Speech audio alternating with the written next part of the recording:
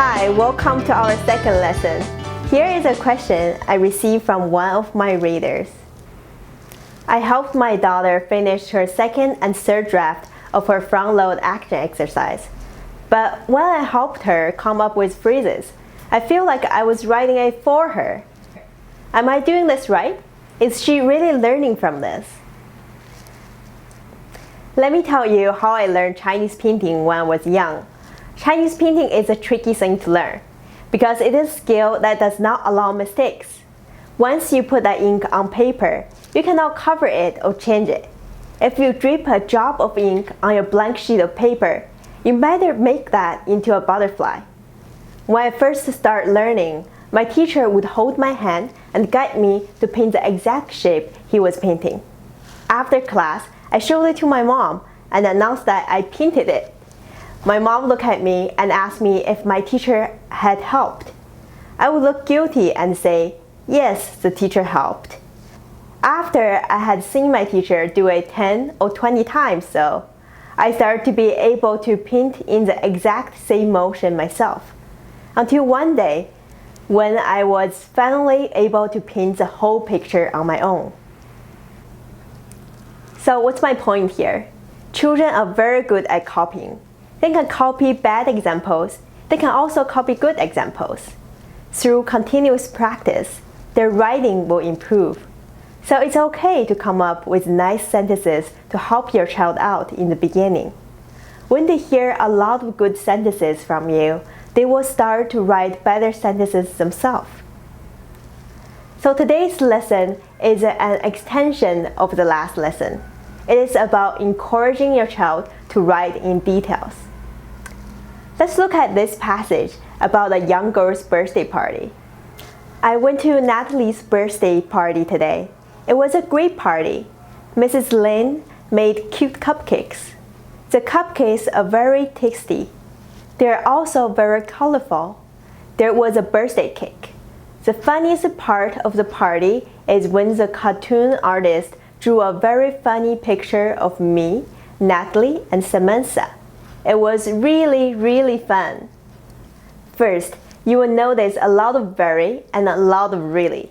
That's common for kids who haven't learned how to describe things without using these meaningless modifiers.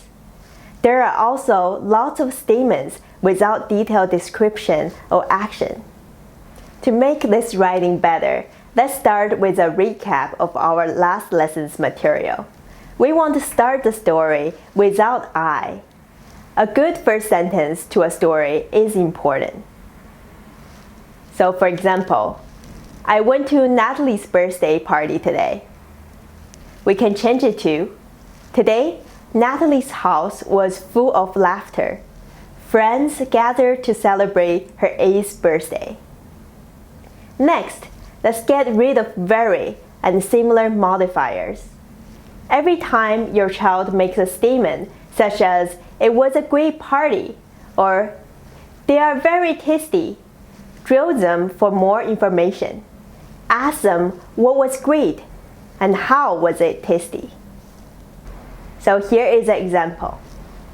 It was a great party. I would ask, what was great?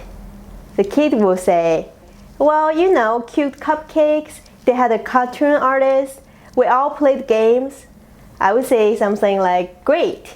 Why didn't we say cute cupcakes, talented cartoon artist, and spy games were the winning combo for the party? You are allowed to give your kid examples at this stage. Here is the second example. It was very tasty. I would ask, how would you describe the taste? Her first attempt may look like this. Very tasty. Her second attempt may look like this. Sweet, it's creamy. And the third attempt, she might be frustrated.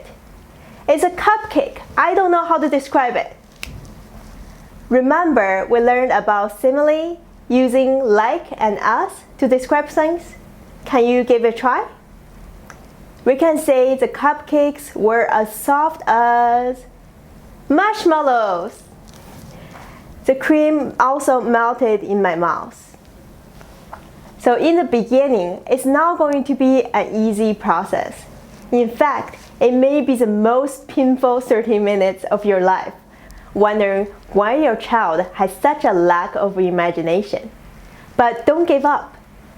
When you do this more often, eventually they will be able to write like a master. This is a second draft. Today, Natalie's house was full of laughter. Friends gathered to celebrate her 8th birthday. The cute cupcakes, talented cartoon artists, and spy games were the winning combo for the party. Mrs. Lin made cupcakes shaped like bunnies. They were as soft as marshmallow and melted in my mouth. Every bite was heaven. The birthday cake was big enough to fit my and Natalie's head in it. The cartoon artist moved so fast and finished a drawing of Natalie, Samantha, and me in the blink of an eye. All of us had huge heads and tiny bodies. We are going to frame this picture. This is the best party I have been to so far. In the next lesson, we will learn about imagery, and this draft is going to be much better. Again, share your gains and concerns with me in the comment section. See you next class!